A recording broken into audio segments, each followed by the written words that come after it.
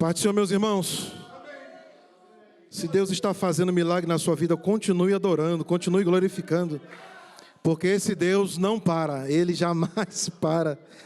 Aleluia! Oh, como eu estou sentindo a glória de Deus nesse lugar. Como é bom louvar, como é bom estar nesse lugar. Muita gente gostaria de estar hoje aqui, mas nós fomos os privilegiados dessa semana de podermos vir ao templo e adorarmos em congregação, em koinonia, porque nossa vida é um culto. Onde estamos meditando, orando, louvando. A nossa vida glorifica ao Senhor Deus. Mas como é bom, como tinha saudade de estar aqui, né? Adorando em congregação, juntos, ouvindo Deus derramar o seu azeite sobre as nossas vidas. Quem já sentiu a glória de Deus aqui, diga glória a Jesus. Aleluia! A você que está acompanhando a transmissão, que Deus te abençoe, te fortaleça e que você sinta a mesma presença gloriosa que nós estamos sentindo aqui nesse templo. Irmãos, não há dúvidas que esse culto está sendo dirigido pelo Senhor Deus. O pastor Messias entrou em contato comigo durante essa semana. Eu ainda estava em viagem. Eu cheguei na sexta-feira, quase 11 horas da noite, até mandei uma mensagem para o pastor Messias. O paizão, né, tem que dizer a hora que chega. Então, eu mandei uma mensagem para ele. E eu não tive dúvidas da palavra que o Senhor vinha ardendo no meu coração a semana toda. Não tinha dúvidas do que era para falar. Né? E quando esse louvor, a irmã Tássia, a nossa ministra de louvor aqui também, leu no texto que Deus mandou eu pregar nessa manhã. Então, irmão, não tem dúvida, né? Eu não uso iPad, feito pastor Tiago, não, mas eu anoto umas 4 frases.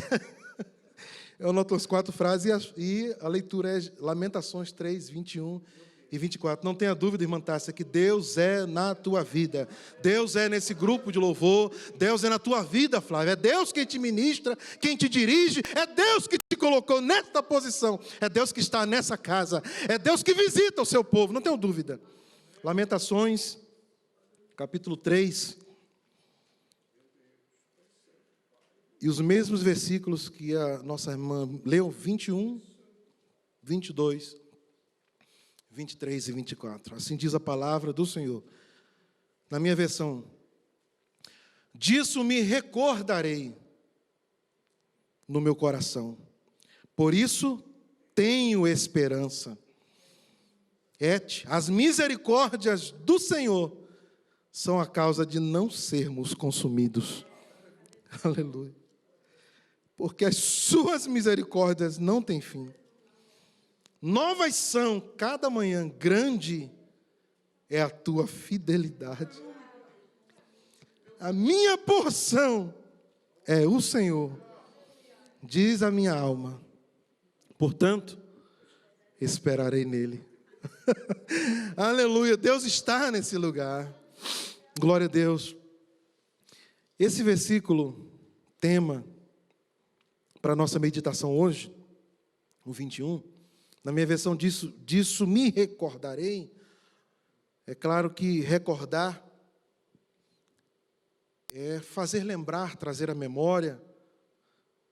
Recordar é algo que só o ser humano, com sua mente privilegiada,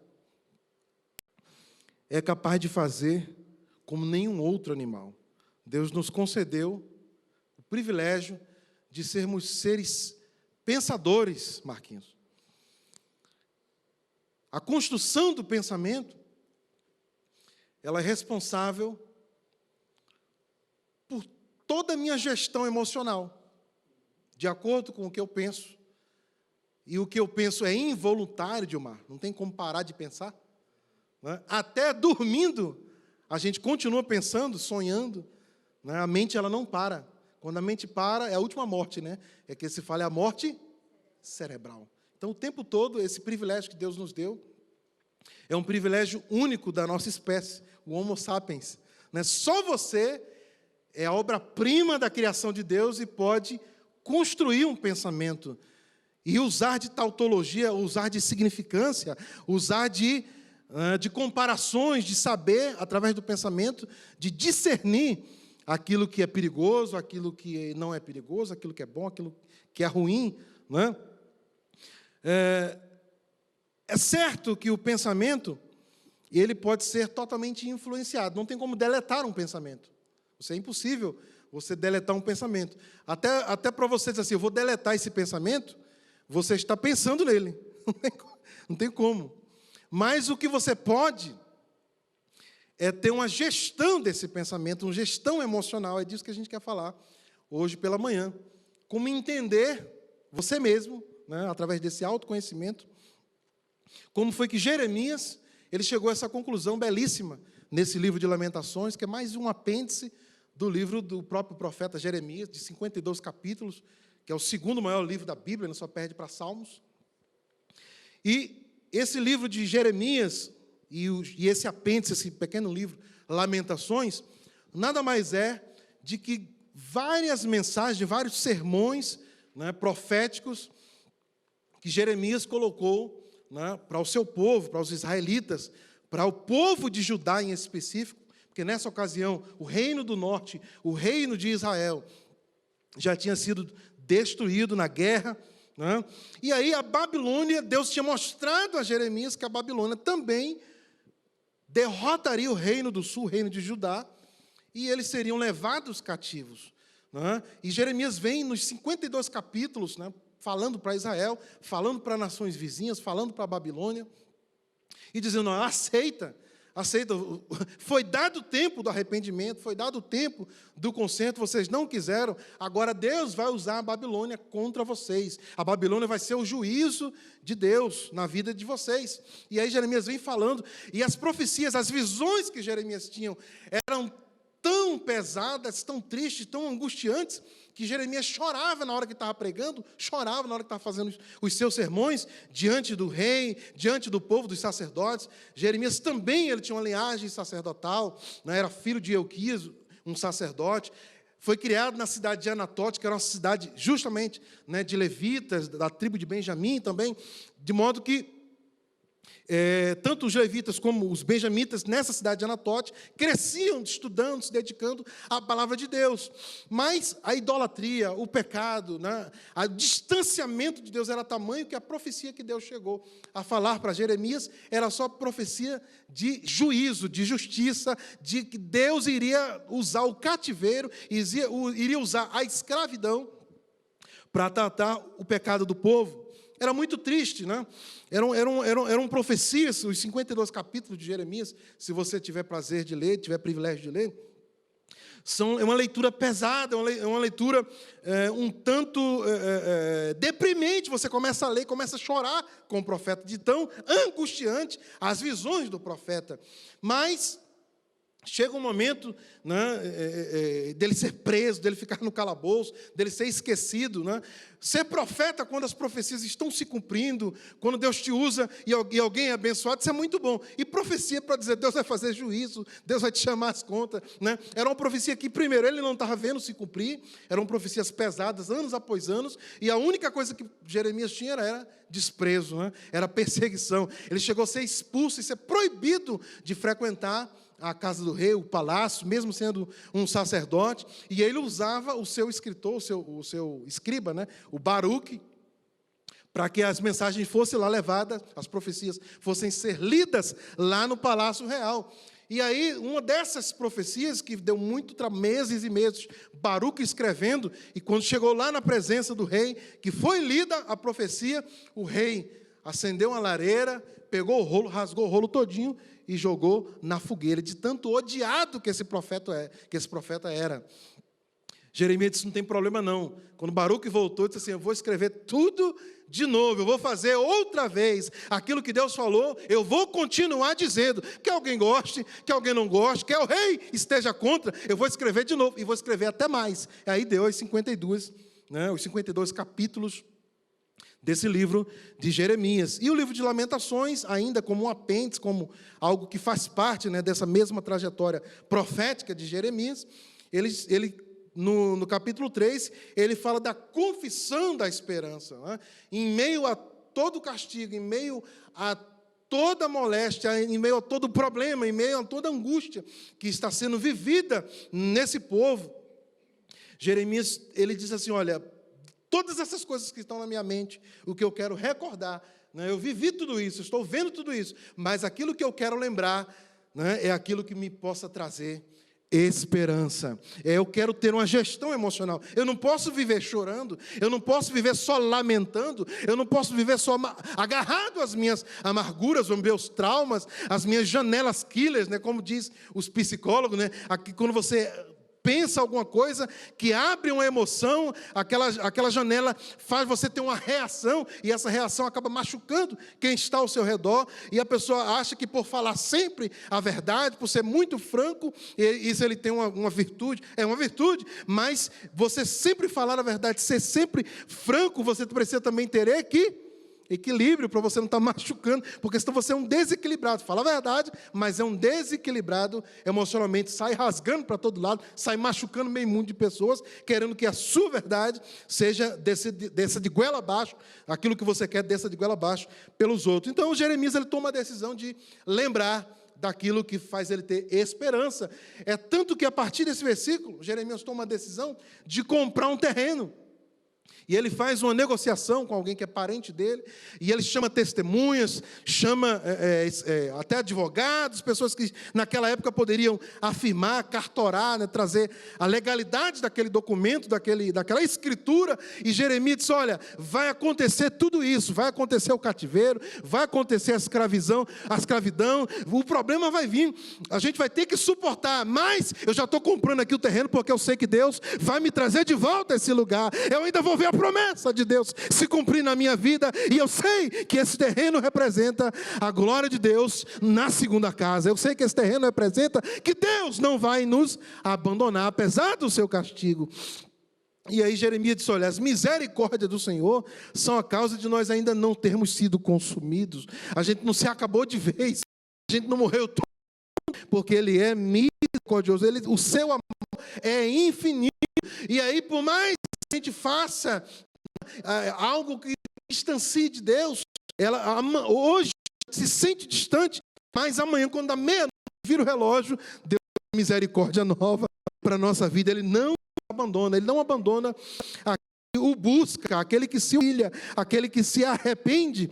As suas misericórdias não têm fim, a cada manhã grande é a sua fidelidade. Então, o amor de Deus, a sua misericórdia, a sua fidelidade, aquilo que Ele já fez por nós, é aquilo que deve estar na minha mente, é aquilo que deve povoar os meus pensamentos. É dessa forma que eu tenho que gerenciar as minhas emoções, porque toda vez que eu olho o problema e dou foco ao problema, eu começo só a pensar no problema, aquilo vai se tornando maior, aquilo vai me consumindo, aquilo vai me desgastando, aquilo vai tirando as minhas energias para todas as outras coisas, e eu fico só agarrado ao problema. Jeremias disse, não, eu quero acreditar na fidelidade de Deus, eu quero estar próximo da misericórdia do Senhor, eu não quero ficar olhando para todos esses problemas, o Senhor é a minha porção. A minha alma diz, então esperarei pelo Senhor. Eu sei que nós estamos vivendo uma situação parecida, né, de angústia, de situações de emoção, parecida com o que Jeremias estava vivendo, porque a gente não sabe exatamente o que é que vai acontecer amanhã, depois de amanhã, e assim, a gente fica esperando das autoridades, né, quais são as próximas notícias, o que é que vai liberar, o que é que não vai liberar, como é que os trabalhos vão voltar, como é que vai ser as próximas contas, mas eu quero te dizer nessa manhã, como já foi lido 2 vezes, espera, pois pelo Senhor, espera nele, Ele não te abandona de maneira alguma. E aí você vai gerenciando essa tempestade de emoções, né, para que você não se sinta encarcerado em você mesmo. Quando você começa a olhar só o problema e que você não pode resolver, está fora, né, da sua ossada gerencial, é melhor você gerenciar a você mesmo. Aquilo que você não pode resolver, então resolva aquilo que você pode resolver. Eu ouvi dizer de um psicólogo, disse, olha, se o problema não tem solução, solucionado está. Então pare de pensar naquilo que você não vai tomar nenhuma diferença, você não pode interferir, então pare de pensar nisso.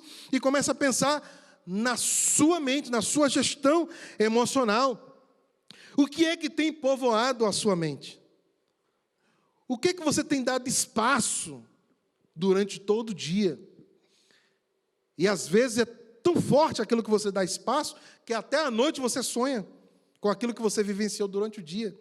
De tão focado, de tão agarrado aos problemas. Ei, tem hora que a gente tem que sair da tenda um pouquinho, como Deus falou para Abraão, sai da tua tenda aí, olha para as estrelas do céu. Aí quando ele olhou, começa a contar.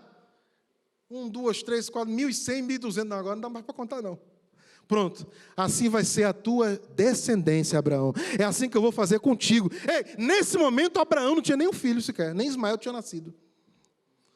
Só que Deus já via a descendência como todas as milhões de estrelas do céu. E com certeza se cumpriu. Existem milhões e milhões de pessoas que descenderam de Abraão e de Sara. Deus é fiel. Ele lembra da fidelidade do Senhor. Para de pensar nesses problemas que você não consegue resolver. Começa a pensar na misericórdia, no amor. Começa a pensar que a tua porção é o Senhor. E o Senhor não te abandona. É Ele que está te guardando. Começa a povoar os teus pensamentos com a presença de Deus na tua vida. Para de pensar em problema. E aí Jeremias diz assim, a minha solução é gerenciar a minha memória, gerenciar os meus pensamentos. Você sabe que a memória é um negócio engraçado. Tem memórias curtas, né, que, por exemplo, se eu perguntar a todo mundo aqui, né, qual foi o café da manhã de domingo passado, ou seja, uma semana atrás. Está perto ou está longe? Está perto. Mas quem é que se lembra? O café da manhã de semana passada, de domingo passado.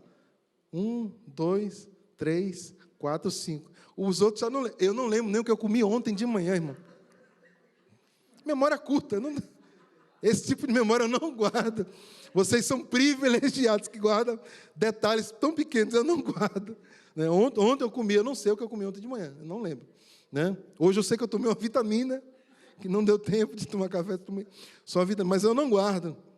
E tem aquela memória operacional, aquela memória que você treinou, você aprendeu a fazer alguma coisa, você aprendeu a dirigir, você não precisa toda vez relembrar como é que dirige, que é uma memória operacional, é a memória profissional, é a memória que você só executa, você vai lá, você já aprendeu, você precisa aprender de novo como é que anda? Não, você anda, porque anda, e assim você bota o pé na frente e sai correndo, isso é a sua memória operacional. Né? Esse tipo de memória, esse tipo de situação, até qualquer outro animal irracional tem. Né? Eles sabem como andar, eles sabem como correr, outros sabem como voar.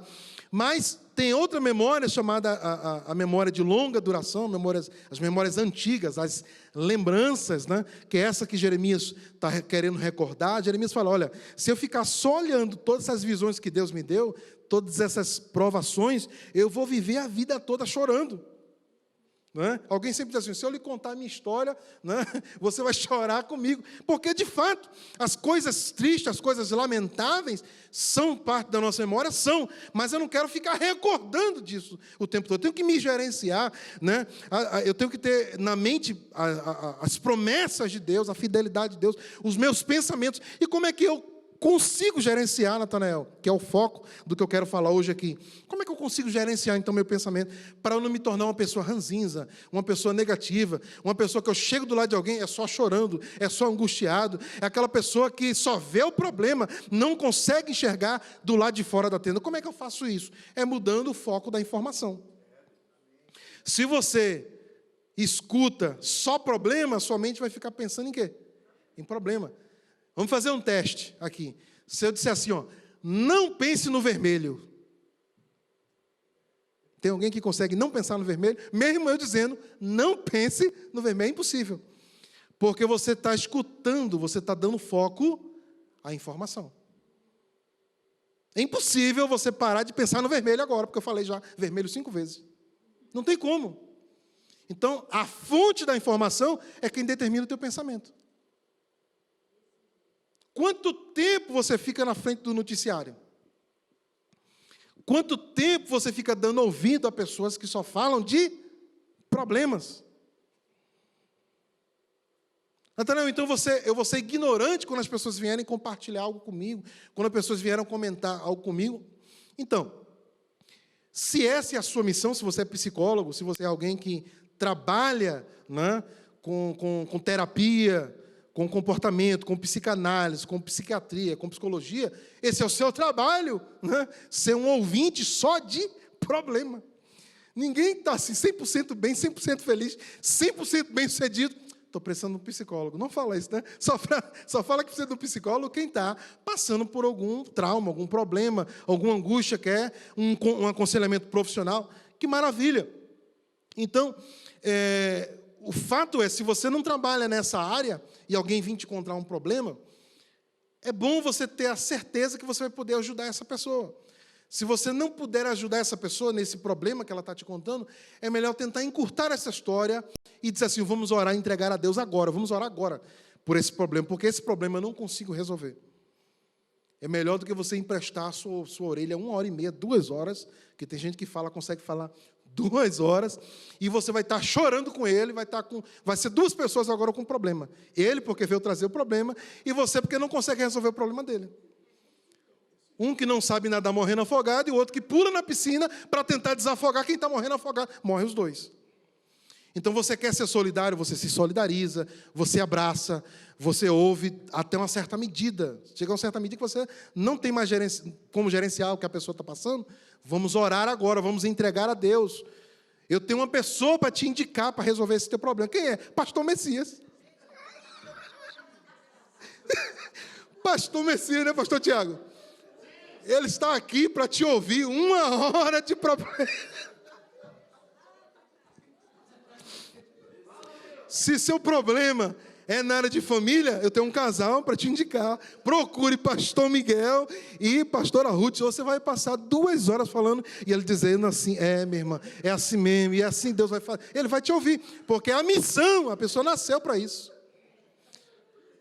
Você quer conversar com um aconselhamento sobre coral, sobre música, sobre partitura, está com dificuldade, não consegue afinar, tem o problema da afinação, tem uma pessoa que vai te afinar. Procure a irmã Norma, a nossa pastora, ela vai sentar com você, ensaia. Como todos os maestros desistem, ela não desiste de te ensaiar. Então, são pessoas que têm o dom, têm o chamado, é específico.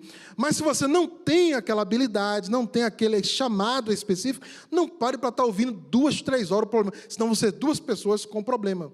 Primeiro, a pessoa que contou não resolveu. E segundo, a que contou vai dormir pensando no problema e se angustia também. E agora são 2 casas com problema. Então, se você não pode resolver, diga assim, olha, obrigado por você compartilhar essa situação. Eu quero orar pela sua vida agora. Eu não posso fazer nada. É bom você ser sincero. Eu não posso fazer nada por você. Mas Deus, Ele é fiel, Ele é misericordioso, Ele é bondoso, Ele é a tua porção e Ele não vai deixar você nessa situação prostrado para sempre. Vai chegar a solução de Deus na sua vida. Então isso é uma escuta inteligente, isso é uma escuta ativa, isso é uma escuta amigável, mas não é uma escuta refém, não é aquela escuta que você se escraviza com o problema do outro. Eu sou muito sinestésico, a pessoa começa a falar, eu já começo a chorar. Né? Então você tem que estar preparado e designado para resolver esse problema. Se você não vai resolver, procura o pastor Messias que ele vai resolver. Mude a informação, porque se você não mudar a informação, você não muda o pensamento. Primeira coisa é mudar a fonte da informação, a quem você dá ouvidos, a quem você escuta. O que é que mantém o foco? O que mantém o foco é de onde você está ouvindo. É quem você ouve. Você pode ver as nossas maiores tragédias emocionais, os nossos maiores erros, foi porque a gente estava dando ouvido a pensamentos, a informações, a direções erradas. E os nossos maiores acertos, as nossas maiores conquistas, as nossas maiores vitórias, foi que a gente estava ouvindo da maneira correta. A informação era boa. A fonte era confiável, a fonte tinha a fonte bíblica, a palavra tinha o endereço certo para a sua vida. E você começa a se lembrar, realmente, toda vez que eu ouvi a voz de Deus, toda vez que eu busquei no Senhor resposta, toda vez que eu tomei uma direção baseado naquilo que o Senhor falou, eu passei por problemas, passei por lutas, por dificuldades, mas eu fui vencedor, eu fui vitorioso. É disso que você tem que se lembrar. É dessa parte. Mas pare de ouvir os negativos. Tem pessoas que são tão negativas que é melhor você encerrar a amizade. Estou falando bem sincero. Tem pessoas que são tão pessimistas, são tão negativas, que não servem para conviver com você. Você tem um Espírito Santo, um Espírito que regozija dentro de você, um Espírito que não olha os problemas como problemas, porque na verdade, eu vou te dizer um negócio aqui, o problema que você está pensando que é problema, não é problema. O que é isso, Natanael? Está parecendo conversa de maluco? É isso mesmo, o problema que você pensa que é o problema, não é o problema. Esse problema que você acha que é problema, não é problema. O problema está só no pensamento. Que você fica pensando que ele é um problema. Sabe o que você tem que fazer? Começa a lançar sobre ele toda, lança sobre ele, lança sobre ele toda a ansiedade. Ele vai cuidar de você, vai continuando vivendo, vai usando a tua memória operacional, já faz bem aquilo que você já sabe fazer bem, vai seguindo em direção àquilo que Deus já te mostrou, e vai dizendo assim, isso aí, esse problema é de Deus, esse problema é meu não, esse problema, essa causa é de Deus, essa causa não é minha, essa causa que vai resolver é Deus, essa causa eu já entreguei na mão do Senhor. Aí o problema já não é mais seu. Isso é gerenciar os pensamentos. E aí quando você entrega o problema, que você lança toda a ansiedade sobre ele, aí você sente uma paz. Se você não está sentindo paz ainda, é porque você ainda não lançou sobre ele toda a ansiedade. Não quer dizer que a gente vai ser pessoas frias, pessoas que não choram, que não se emocionam. Não estou falando disso. Eu estou falando que você tem um controle absoluto sobre aquilo que fica passando na sua mente, que você descansa apesar do problema. Gente, tem algumas pessoas que merecem citação nessa manhã aqui. Eu lembro que a gente foi visitar o querido amigo, cantor, profeta, compositor, músico, ministro, meu amigo Ivanildo Silva, amigo do meu pai também, né, já me conhece de criança. Lá no hospital, depois de não sei quantos infartos, não sei quantas paradas cardíacas, a gente chega lá, a gente sobe o elevador com aquela sensação, o pensamento que vinha na minha mente, pastor Miguel, meu Deus, o que é que a gente vai chegar lá e vai dizer o quê? Quem passou por isso aqui? A gente fica assim, o que é que eu vou dizer? Uma pessoa que ontem teve que ser ressuscitado, teve que receber massagem cardíaca. O que é que eu tenho para dizer para uma pessoa assim? E você vai subir nos elevadores, você vai, entra naquela sala, conversa com as enfermeiras, que a cortina se abre, está o homem sorrindo de um canto a outro.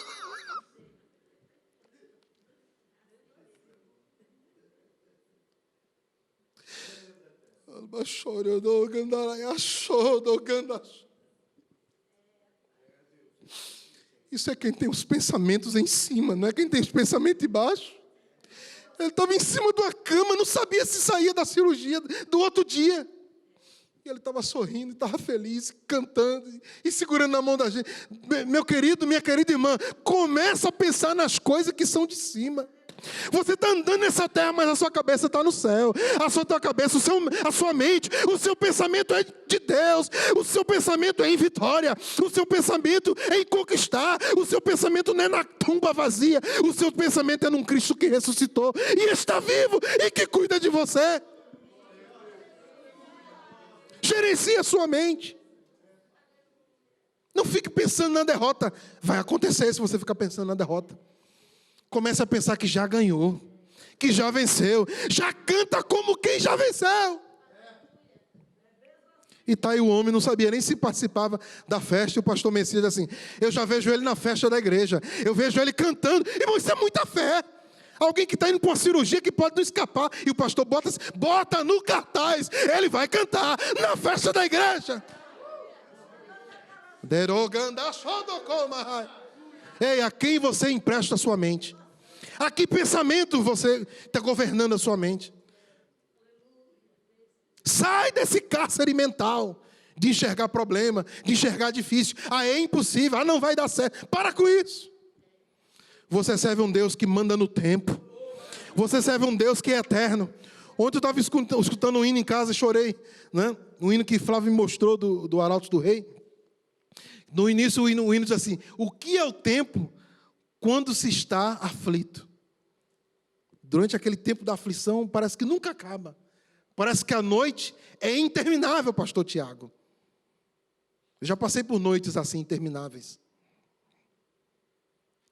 Que parecia que jamais iria amanhecer. Que está todo mundo dormindo e você diz assim, estou abandonado. Não tem a quem recorrer. E de repente você sente o seu coração queimar de alegria. A presença de Deus dentro de você começa a saltar. Ele começa a te abraçar. Você sente a presença real. Como quem diz assim, você não está sozinho. Ninguém, todo mundo pode te abandonar. Isso é normal. Mas eu não te abandono. Oh, que presença. Quem já sentiu essa presença aqui numa noite fria, numa noite escura, numa noite interminável? Ele não te abandona. Quem sabe você estava dirigindo sozinho. Quem sabe você estava doente num quarto de hospital sozinho. Mas você lembra daquela presença que te visitou? É o mesmo Deus, tem o mesmo amor, o mesmo abraço, o mesmo consolo.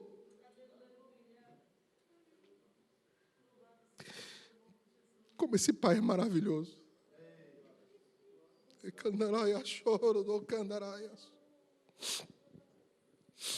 De acordo com a informação que você ouve, você passa a pensar naquilo que você ouviu. O teu sentimento, ele é fruto do teu pensamento. Se você ouviu algo de uma pessoa que você ama, o teu pensamento, na hora já é um pensamento de boa lembrança, de felicidade, de alegria. O teu sentimento é bom. E o que você vai fazer em relação àquele sentimento bom? Você vai ter uma atitude positiva. Uma atitude vencedora. Uma atitude de conquista. Porque o teu sentimento, a tua informação foi boa, o teu pensamento foi bom, o teu sentimento é bom, a tua atitude é boa. Se tua atitude é boa, o teu resultado é bom. Então, algumas vezes a gente começa a pensar, presbítero Moab, por que isso aqui deu errado? Por que aquilo aqui deu errado? Por que esse resultado foi ruim? É só fazer a cadeia ao contrário. O resultado foi ruim porque a atitude foi ruim, não foi a suficiente. A atitude foi ruim porque o sentimento não estava bom sobre aquilo. Eu fiz a pulso, fiz sem gostar, eu fiz que era obrigado a fazer.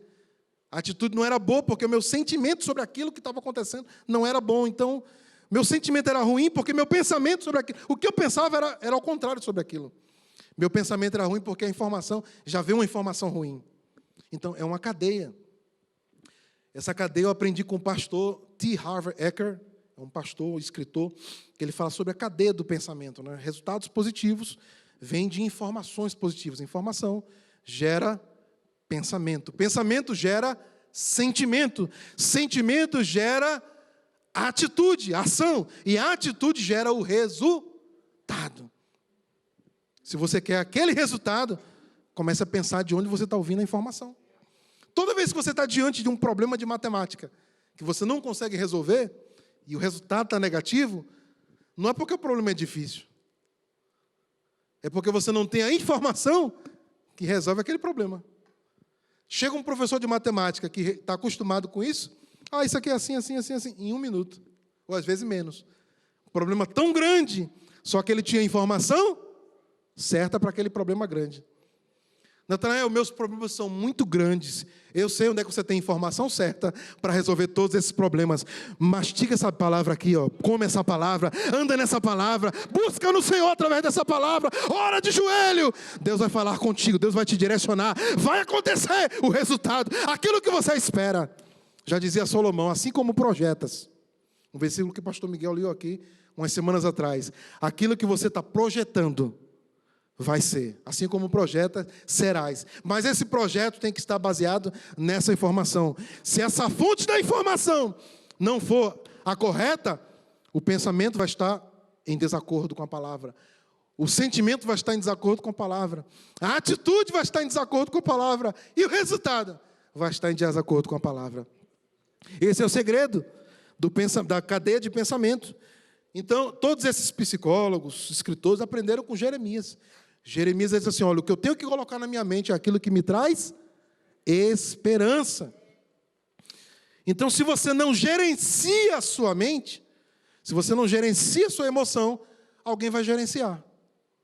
Alguém vai te escravizar. Alguém vai estar gerenciando, alguém vai estar mandando em você.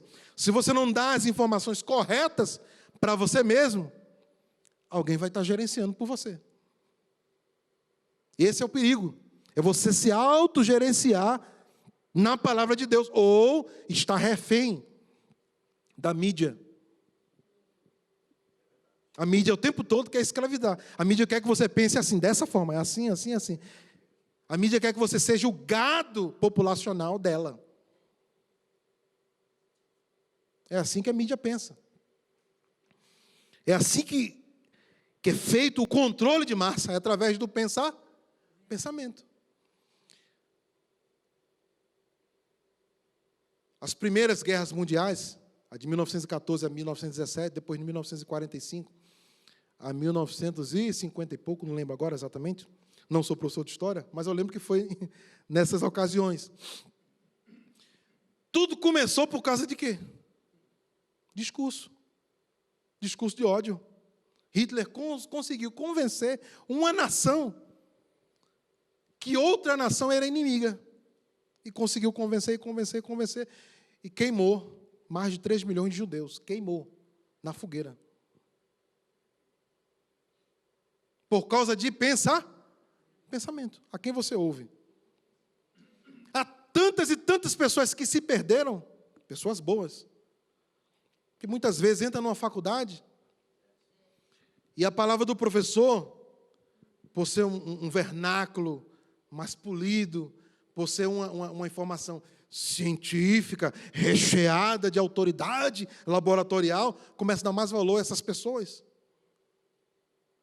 do que valor ao pai, do que valor à mãe, do que valor ao pastor, do que aquele amigo que orava por ele, que cresceu de infância, que edificava a vida dele.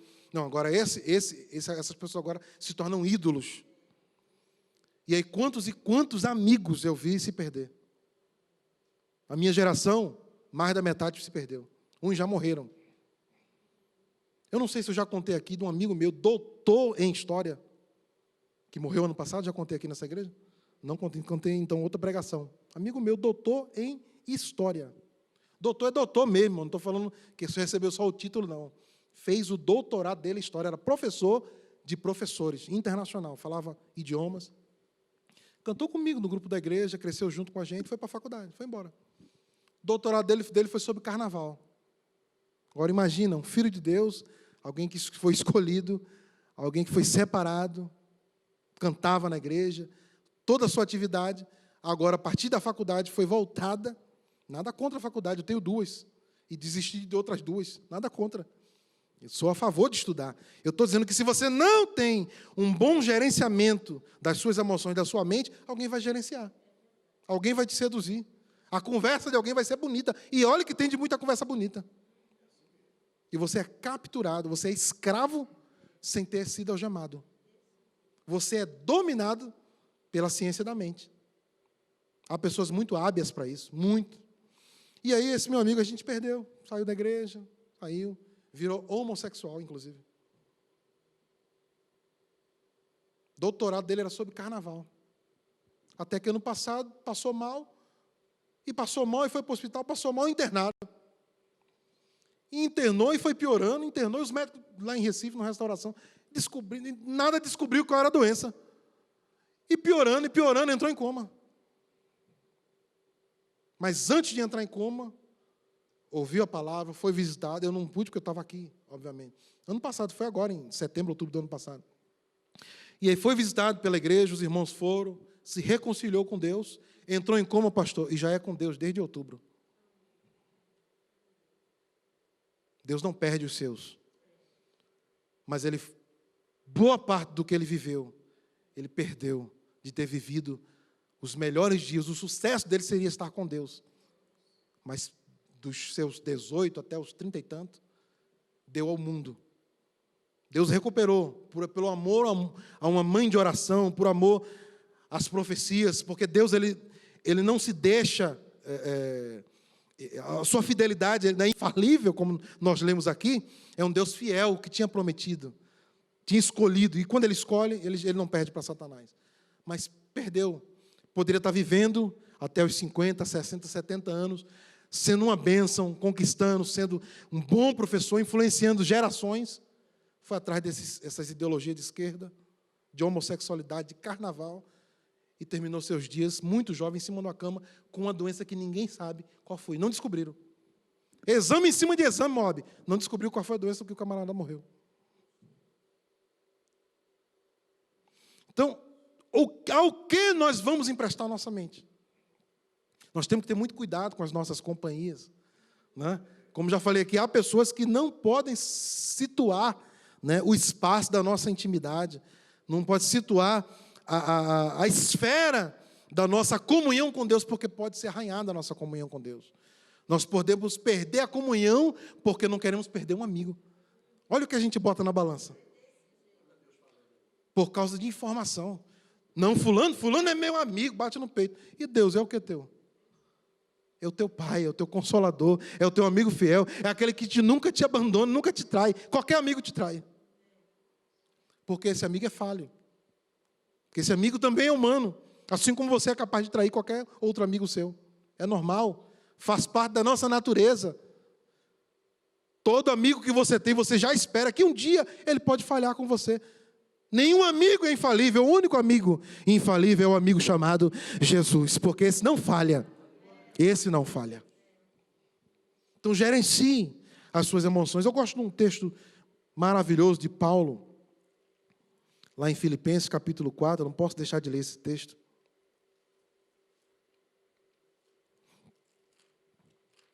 Glória a Jesus.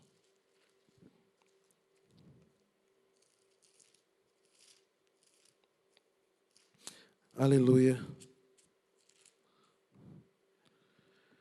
A partir do 4. Regozijai-vos sempre no Senhor. Estou lendo Filipenses 4:4. Outra vez vos digo, regozijai-vos. Irmão, quem está se regozijando, não está se regozijando pensando em coisa ruim, né? Quem está se regozijando está pensando como Deus é maravilhoso, como Ele tem cuidado, como Ele tem dado livramento, como Ele tem dado escape. Quem tá se regozijando está abrindo a boca e rasgando um louvor, uma adoração, como foi dito hoje, como foi feito hoje aqui. Isso é regozijo. Ninguém se regozija assim, não. Glória a Deus, que bênção, né? Isso aí não é regozijo. Paulo está dizendo assim, a gente tem que se regozijar mesmo. Já era para a gente ter morrido. Você já botou na cabeça que todo mundo aqui já era para ter pego Covid-19, já era para ter todo mundo aqui morrido, não era para ter ninguém nessa sala? Mas regozija no Senhor, regozija, Ele te guardou. A mão poderosa do Senhor é sobre a tua casa, é sobre o teu coração, sobre a tua mente. Ele é Deus sobre todas as coisas. Regozija. É andar em regozijo. Já pensou, Daniel? Nem andar vendo problema. Quem anda vendo problema, não anda regozijado. Anda com a mão assim na cabeça, meu Deus, como vai ser, e o que eu vou fazer? Ele está tentando, sofrendo por antecedência, aquilo que nem chegou ainda. Nem sabe se vai acontecer, mas ele fica pensando, mas rapaz, vai ser assim, já estou vendo que vai ser assim, já estou vendo que vai dar errado. Veja como ele gerencia a mente dele. Ele vive sob uma angústia constante, por falta de gerenciamento. Paulo vai dizendo assim, vamos regozijar. Seja a vossa equidade, seja o vosso equilíbrio, seja a vossa retidão, seja o vosso caminhar notório a todos os homens. Por quê? Perto está o Senhor. Se você está perto do Senhor e vive de cabeça baixa, vive cheio de reclamação, vive cheio de angústia, alguma coisa está errada, meu irmão. Você tem que andar em novidade de vida. Perto está o Senhor. Aí Paulo continua, não estejais inquietos por coisa alguma. Gente, coisa alguma é coisa alguma. Não, irmão, mas isso aqui eu não consigo parar de pensar nisso. Aqui é problema. Entrega hoje ao Senhor. Você vai parar de pensar nesses problemas. E entrega hoje ao Senhor. Entrega hoje ao Senhor. Ontem eu dei tanta glória a Jesus que eu recebi uma ligação da pastora Ruth. Uma mensagem. Ela dizendo assim, irmão, foi adiado por 2 anos. Eita, Deus grande! Como Deus sabe fazer o trabalho dele. Nunca a gente ficou tão alegre porque o negócio foi adiado por 2 anos. Quem lê, entenda, né? Glória a Deus. Olha como a gente fica com a cabeça fria, leve, né, quando a gente pensa em coisa boa. não estejais inquietos por coisa alguma, antes as vossas petições sejam em tudo conhecidas diante de Deus. Ao invés de estar ficando você discutindo com você mesmo, com os seus problemas, na nossa própria insignificância, lança todas as petições diante de Deus, pela oração e súplicas, com ação de graças. E a paz de Deus, essa paz que você sente aí, é por isso, é porque você fala tudo para o papai, né? Que excede todo entendimento, guardará os vossos corações e os vossos sentimentos em Cristo. Quanto ao mais, irmãos, tudo que é verdadeiro, tudo que é honesto, irmã Eliane, tudo que é justo, tudo que é puro, tudo que é amável, tudo que é de boa fama, se há alguma virtude e se há algum louvor, nisso pensar. Pronto, está aí a receita de Paulo. O maior gerenciamento que você faz na sua vida não é sobre a sua conta bancária, que eu sei que é bem gorda. O maior gerenciamento que você faz não é com a manutenção do seu carro. Tem que trocar o óleo de tal, não sei o que, vou ter que ligar para Marquinho, tal. O maior gerenciamento que você faz não é o dia que vai cortar o cabelo. O maior gerenciamento que você faz não é o dia que você vai fazer a feira no mercado, a lista que tem que fazer, tal. A gente faz seguro para o carro. A gente se preocupa com o carro. Tem que ter seguro, tem que ter full cover. Meu seguro, eu vou seguro, dia do seguro. Esteja seguro em pensar em Deus, nas coisas que são de cima. Faça um seguro para as suas emoções. Qual é o seguro para as minhas emoções, Natanael? Para eu andar bem, sossegado, independente dos problemas, né? Para eu ser aquela viúva que o profeta Eliseu chegou junto delas e disse assim, como é que está? Está tudo bem? Ela disse, está tudo bem. O marido tinha morrido, estava devendo, até os filhos seriam entregues como pagamento de dívida, iam ser escravos. O problema era muito grande. Mas Eliseu perguntou, disse, como é que está? Está tudo bem. Essa viúva gerenciava bem as suas emoções, né? Então é nisso que a gente tem que pensar. E nas outras coisas, não pensa. Quando vem alguma coisa negativa para você pensar, você diz, isso aqui eu não posso pensar. Já liga um hino para tocar, já liga para o pastor Messias, já procura um livro bom para ler. É impossível você ficar pensando num problema se você está diante de um livro bem. E se o problema é maior do que você, tem problemas, esse problema é maior do que eu. Pronto, mas eu sei quem é maior do que o seu problema. Começa a clamar por Jesus. Começa só a falar assim, Jesus, Jesus, Jesus, Jesus. O problema desaparece. Confie que Ele vai tomar conta desse problema que você acha que não tem solução. Eu só vim aqui hoje só para dizer que o problema que você pensa que é o problema, não é o problema. O problema que é o que você acha que é o problema, não é mais problema quando você entrega nas mãos do Senhor, naquele que pode resolver. Salmos 1, o primeiro salmo, do 1 ao 3, é um texto maravilhoso também. Que o salmista Davi ele vem dizer assim, bem-aventurado é aquele que medita na lei do Senhor. Não é aquele que fica dando ouvido aos escarnecedores, nem é aquele que fica sentado nessa rodinha dos escarnecedores, né? Aqueles que só falam coisa que não vai te edificar, né? Esse livro que não vai te edificar, não leia. Essa coisa que vai te distrair, não faça. Não perca tempo com aquilo que está roubando as suas energias e te está trazendo mais problema, com discussões banais, discussões intermináveis. Vamos parar de discutir calvinismo e arminianismo e pentecostalismo e discutir, dizer que eu preciso mais da glória de Deus, eu preciso mais de Deus na minha vida, eu preciso mais fazer a obra do Senhor, é isso que eu preciso. E outro texto maravilhoso de Romanos 12, 2, eu não posso deixar de ler para a gente concluir. Romanos 12 e 2, esse é mais conhecido ainda, né?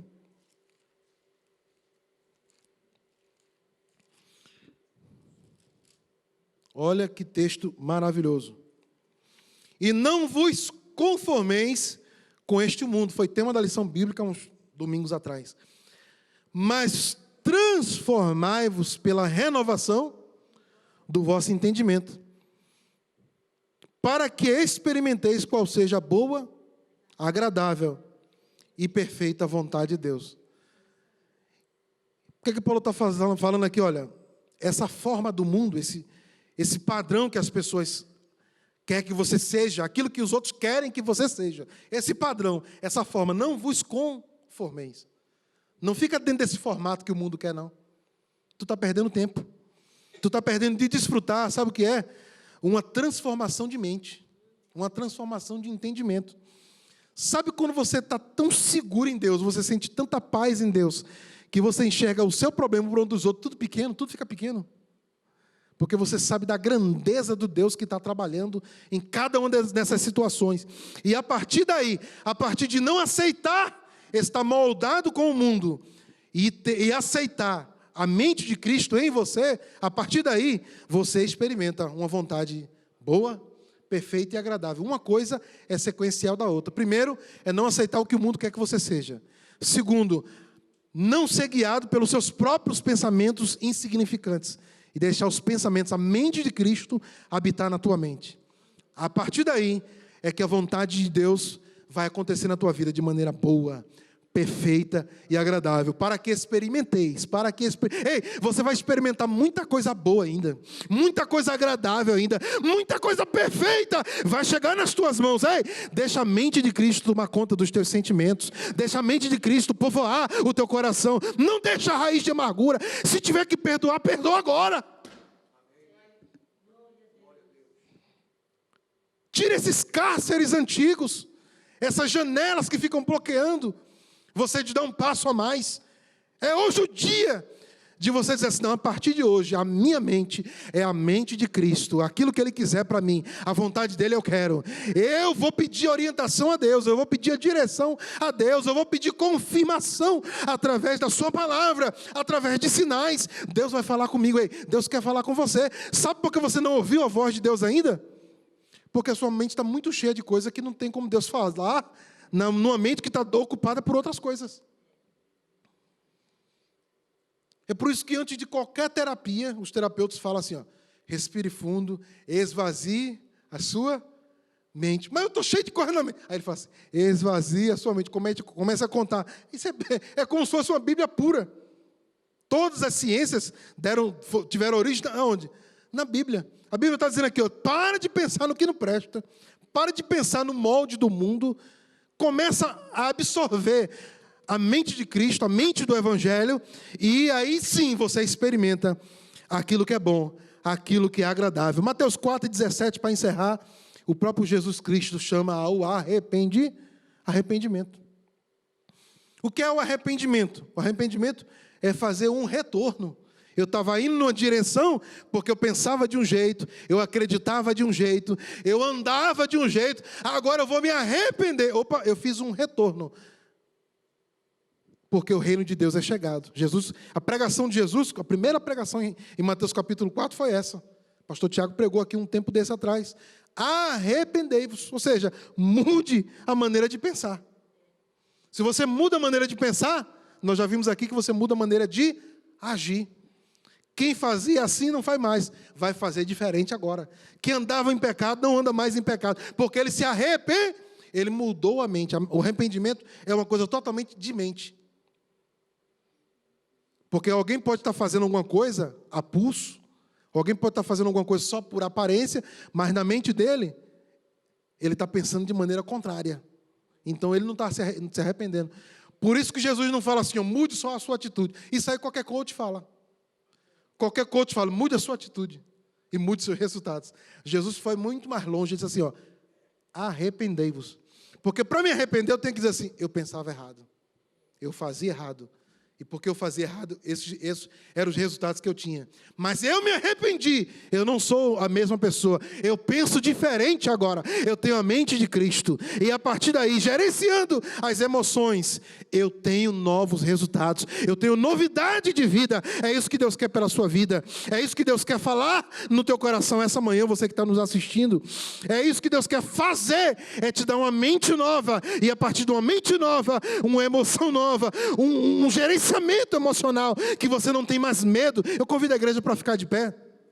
Vamos orar agradecendo a Deus por esta palavra, agradecer a Deus, porque Ele falou conosco essa manhã, mais de uma vez, de diversas maneiras, Ele tem falado através do louvor, através da palavra lida, palavra ministrada, através da revelação daquilo que Ele quer para nós. E eu oro pela sua vida, você que está em casa, acompanhando também pela transmissão, para que você não permita mais que esse pensamento diabólico, esse pensamento, essa seta implantada por uma ideologia, por um livro, por um filme, por uma crença diabólica, seja qual foi aquilo que permeou, aquilo que fertilizou a tua mente, eu repreendo agora em nome de Jesus, que a tua mente seja liberta agora pelo poder da palavra do Senhor. Essa palavra liberta, essa palavra da novidade de vida, essa palavra renova a mente, essa palavra é poder, é loucura para os homens, mas é poder de Deus, é poder de Deus. Essa palavra é viva, é eficaz, ela é mais penetrante,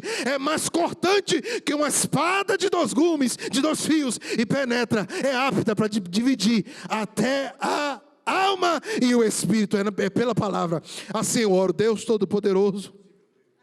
Aqui estivemos nesse culto, Pai, lendo a Tua palavra, Pai. Aqui estivemos, Senhor, falando sobre esperança. Há tantas pessoas, Senhor, dominadas pelo medo, dominadas pela angústia, dominadas pela incerteza do amanhã, dominados, Senhor, pelo aquilo que os governadores, os presidentes, ó Senhor, aquilo que os patrões, os donos de negócios falaram. Mas, Senhor, o Senhor nos trouxe aqui esta manhã para nos dizer que nós vamos se lembrar, nós vamos recordar, nós vamos colocar na mente que a tua misericórdia não termina, que a tua misericórdia se renova todas as manhãs. É por isso que nós estamos vivos, Senhor, porque a tua misericórdia, o teu amor, a tua bondade nos alcançou, e pela tua fidelidade nós continuaremos de pé, nós continuaremos marchando, nós continuaremos avançando. Ó Senhor, as portas do inferno não prevalecerão com essa igreja. Ó Deus, nós não deixamos de ser igreja porque nós paramos os cultos aqui no templo. Nós deixamos de ser igreja se nós pararmos de influenciar o mundo, Pai. E para parar de influenciar o mundo, nossa mente foi arrebatada pelo inimigo. Ó Pai, mas nós repreendemos agora, Pai, aquele que está em casa. Ó Pai, aquele que está pensando no fracasso, no problema, que está pensando na dificuldade. Nós dizemos assim, Senhor, a tua palavra é maior, a tua palavra é poder, a tua palavra liberta desse sentimento, Senhor, escravocrata, esse sentimento ideologista, esse sentimento esquerdista. Pai, oramos para que as pessoas alcancem agora, Pai, o teu poder, alcance a tua presença, que haja arrependimento, que haja, Senhor, o reconhecimento de que, ó Pai, nós estamos errados sem Ti, nós estamos, Senhor, abandonados sem Ti, que a nossa mente sem a tua presença, Senhor, é um fracasso, sim, mas contigo nós vencemos. Oh Deus, contigo nós caminhamos mais uma milha, contigo nós chegaremos em Sião, contigo, Senhor, nós vamos, oh Pai, abraçar as promessas que o Senhor ainda tem, Pai. Ainda que alguém só enxergue a calamidade, ainda que alguém só enxergue a pandemia, ainda que alguém continue chorando, nós vamos dizer como Paulo disse, vamos regozijar, nós vamos nos alegrar, nós vamos, Senhor, te dar louvores, porque nossa esperança não morreu, nossa esperança está viva, nossa esperança é que o Senhor vai raiar nas nuvens e vir buscar a tua igreja. Ó Pai, nós não estamos escravos do mal, nós já fomos libertos, a nossa mente te pertence, os nossos pensamentos te pertencem. Nós vamos sair daqui dizendo que nós vamos vencer, nós vamos aqui, Senhor, sair daqui crendo, Pai, que o Senhor estará conosco e que a tua mão poderosa irá nos guardar. Assim oramos, te agradecendo em nome de Jesus. Em nome de Jesus. Amém.